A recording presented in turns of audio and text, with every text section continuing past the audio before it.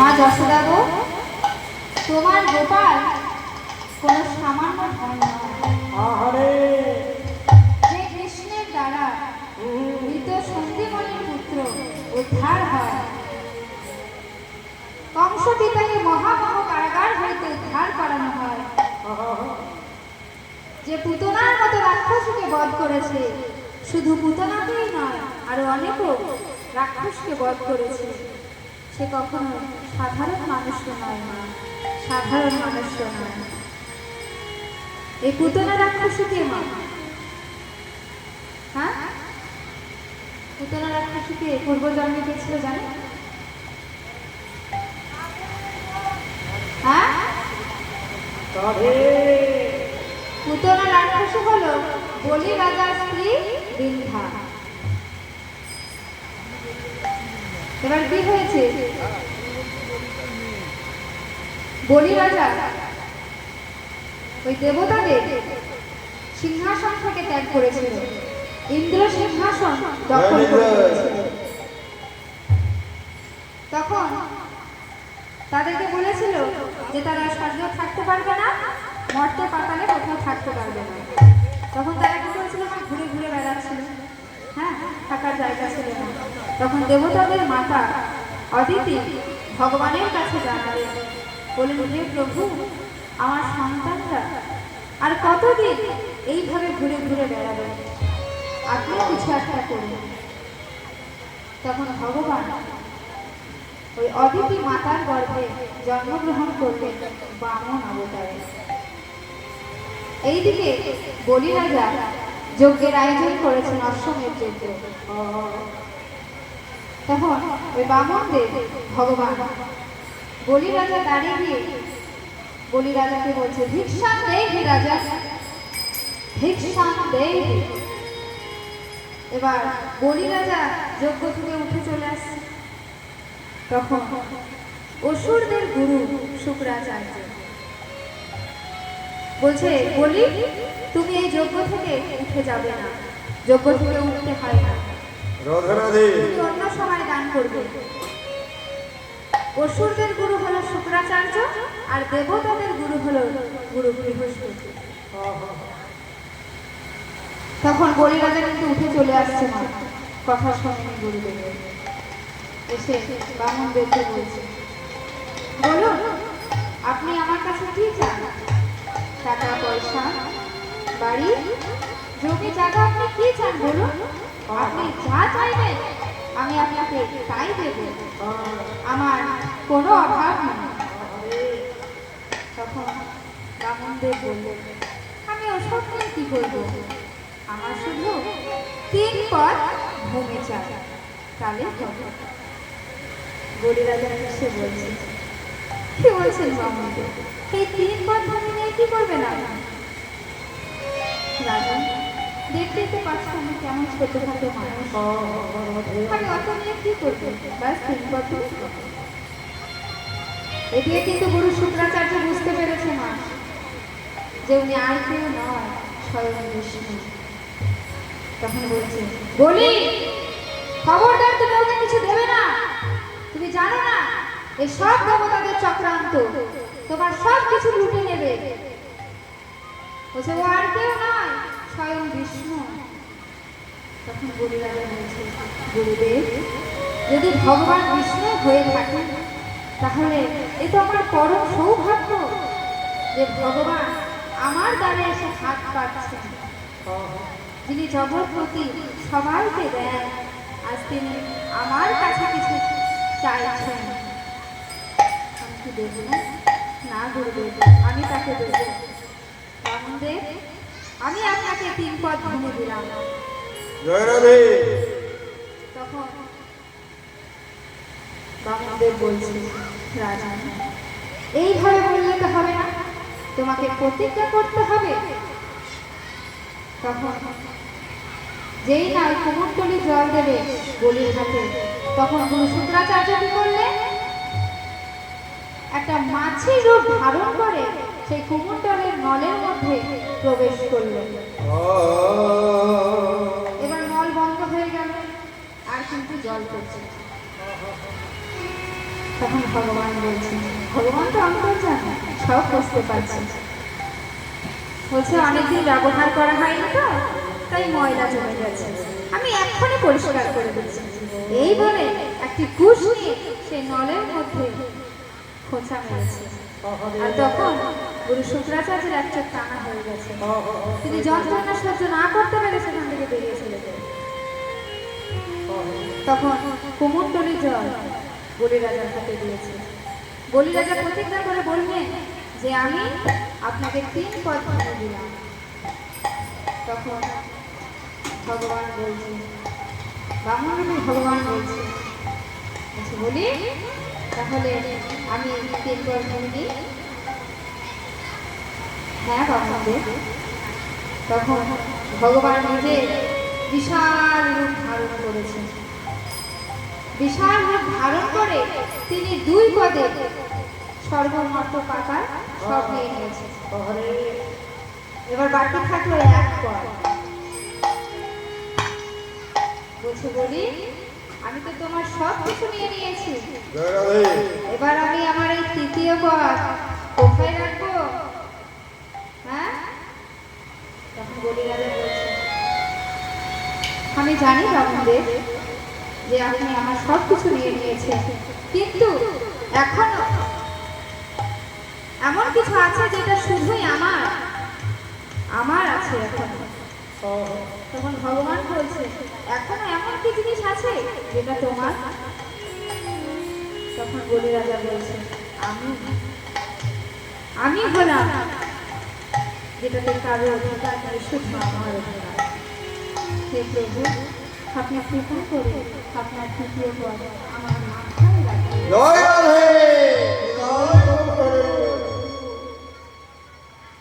তখন ভগবান বলছে, বলি তোমার যদি এটাই ইচ্ছা হয় তাহলে তাই হবে। তখন ভগবান তার 3য় পদটা বলি রাজার মস্তকে রেখেছে, বলি রাজাকে পাতালে পাঠিয়ে দিল। আমরা সবাই মনে করি যে বলি রাজা পাতালে চলে গেছে মানে তিনি মরে গেছে, তা নয়। পাতালে পাঠিয়ে দিলেন, সেখানে গিয়ে ভগবান তাকে দর্শন দিলেন আর বললেন, বলি তুমি বলো তুমি 100 জন মূর্খের সঙ্গে স্বর্গবাস করতে চাও, নাকি 5 জন পণ্ডিতের সঙ্গে পাতালে বাস করতে চাও? বলি রাজা বললেন, প্রভু 100 জন মূর্খের সঙ্গে স্বর্গবাস অপেক্ষা 5 জন পণ্ডিতের সঙ্গে পাতালে বাসই শ্রেয়। তখন ভগবান তার 5 জন শাখাকে বলি রাজার সঙ্গে পাতালে বাস করতে দিলেন। ভগবান যখন বামন রূপে এসেছিলেন তখন বৃদ্ধা মনে মনে চিন্তা করছে, আহারে এত সুন্দর রূপ, এমন সন্তান যদি আমার হতো তাহলে আমি তাকে আমার স্তন পান করাতাম। তিনি প্রথমে এরকম মনে মনে চিন্তা করলেন, আর দ্বিতীয়বার যখন ওই বলি রাজা সব কিছু ভগবান নিয়ে নিল তখন বলছে, তোর মতো যদি এরকম সন্তান হতো আমার তাহলে দুধে বিষ মিশিয়ে মেরে ফেলতাম। তামা ওই যে বৃদ্ধা তিনি 2 বার 2 রকম ইচ্ছা কামনা করলেন। অন্তর্যামী ভগবান বললেন, তোমার ইচ্ছা পূরণ হবে, আমি যখন জন্ম নেব কৃষ্ণ রূপে তখন তুমি হবে কংসের ছেলে পুতনা, আমি তোমার স্তন পান করব। তখন পুতনা মা মাতৃ সমাধানে স্বর্গলোক গমন করলেন।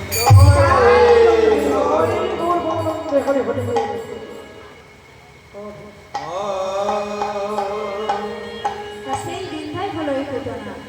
বলছে, মাগো তোমার সন্তান কোনো সাধারণ সন্তান নয়। তখন বলছে,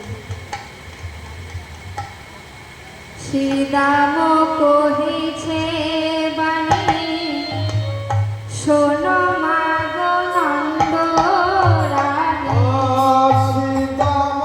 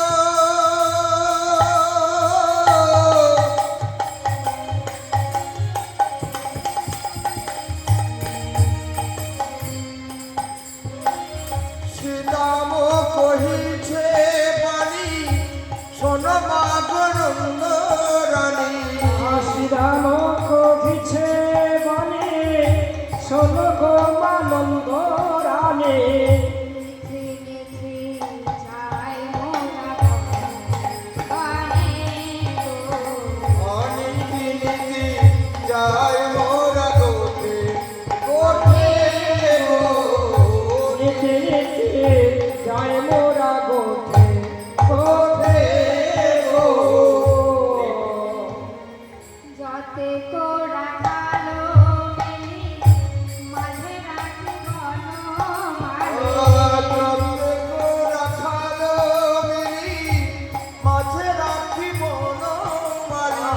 যাতে কোরা খালো মেলে মাঝে রাখি বন মানে হেনো বর্ষ চড়ায়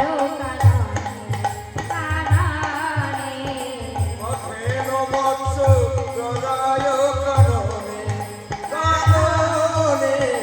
আর হেলো বস চড়ায় কাননে কাননে আমরা মাঝে মাঝে রাখি আমরা আমরা মাঝে মাঝে রাখি মাগো। মাঝে মাঝে রাখি মা মাঝে মাঝে রাখি গো। মাঝে মাঝে রাখি মা।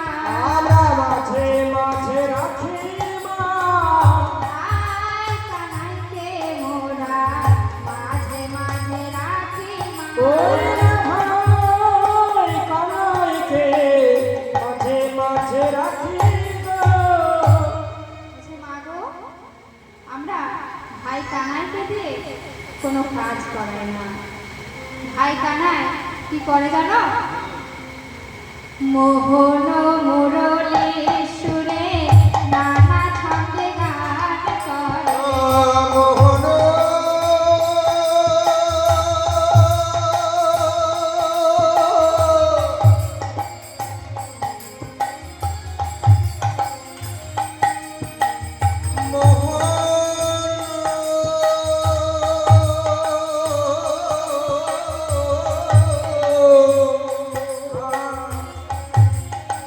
মোহন রণে সরে নানা ছন্দে গান করে মোহন মুরলী সুরে নানা ছন্দে গান করে। ওরে মাগ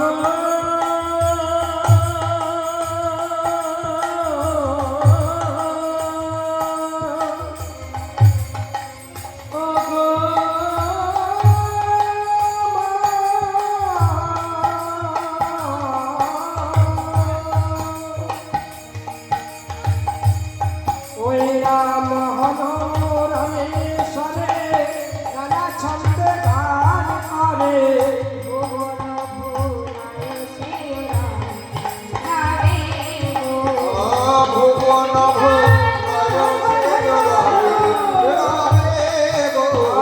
ভুবন ভোলায় সেও রাবে রাবে গো।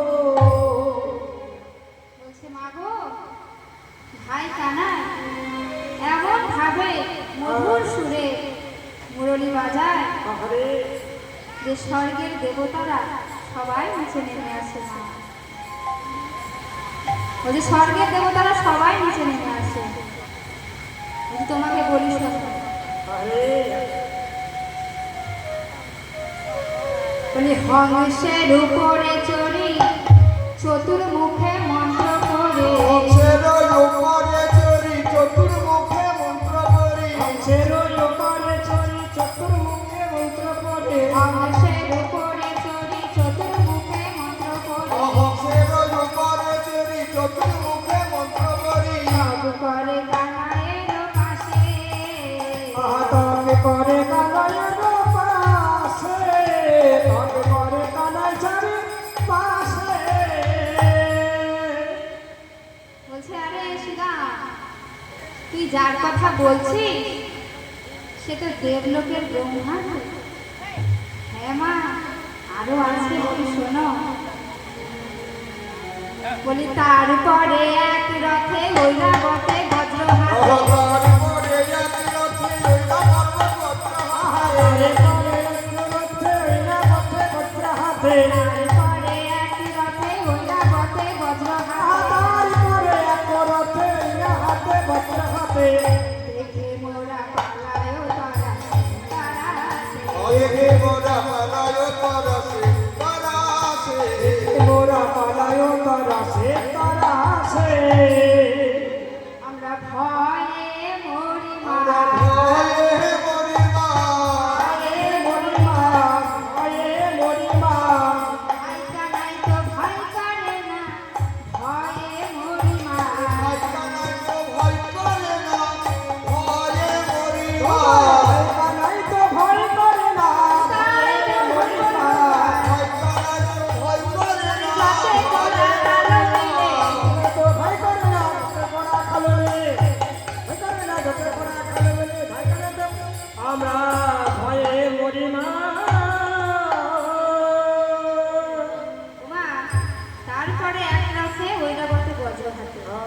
গো মা। তারপরে এক রথে ঐরাবতে বজ্র বজ্র হাতে হ্যাঁ ঐরাবত মানে হাতি কে আসছে গো মা? ইন্দ্রদেব। মা যশোদা বলছে আরে ও তো ইন্দ্রদেব রে। হ্যাঁ মা, আমরা তাকে দেখে সবাই ভয়ে মরি, কিন্তু ভাইটা নাই ভয় করে না। আরো আছে মা, শোনো আরো আছে। বলি শিরে যাতা তিলচন ভস্য অঙ্গ বিভূষণ। শিরে জটা তিলচন ভস্য অঙ্গে বিভূষণ। জটা তিলচন ভস্য অঙ্গ বিভূষণ। সদায় জপে রাম নাম গো। সদয় জপয়ে রাম নাম গো। সদায় জপয়ে রাম নাম গো। বলি সদাই রাম নাম জপে মা। রাম নাম বলে সদায় রাম নাম বলে মা। রাম নাম বলে মা। সদায় রাম নাম বলে মা। রাম নাম বলে মা। রাম রাম বলে মা। নাইকা নাইকে ধীরে ধীরে রাম নাম বলে মা। ভক্তদাইকে ধীরে ধীরে রাম নাম বলে মা। কানাইকে ধীরে ধীরে রাম নাম বলে মা। ভাই কানাই আরে যতে গোরা কালো মিলে ভাই কানাইকে ধীরে ধীরে ভাই কানাইকে ধীরে ধীরে রাম নামে বলে মা।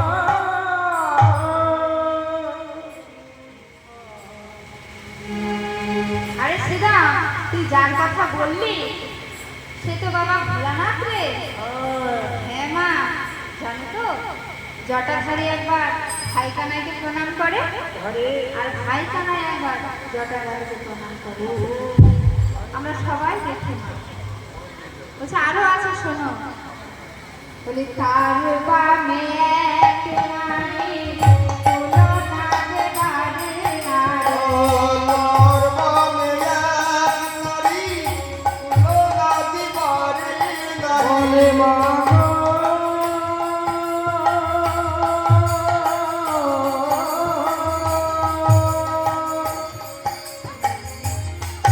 ওই তারো বামে এখন নারী তুলনা দিবার নারী। তার বামে এক নারী তুলনাতে বাড়ে নারী। তারো বামে এখন নারী তুলনা দিবার নারী। আর কি জানো মা? রূপে অন্ধকার নাশ করে গো। ওই রূপে আর অন্ধকারে নাশ করে, রূপে অন্ধকারে নাশ করে গো। স্বর্ণকান্তি শশী আর সঙ্গে দিল স্বর্ণকান্তি শশী মুখী ঘরে শোভে দিল। আহা স্বর্ণকান্তি শশী মুখী ভালে সবে বিনয় আখি। স্বর্ণকান্তি শশী আর সঙ্গে দিল স্বর্ণকান্তি শশী মুখী ভালে সবে বিনয় আখি।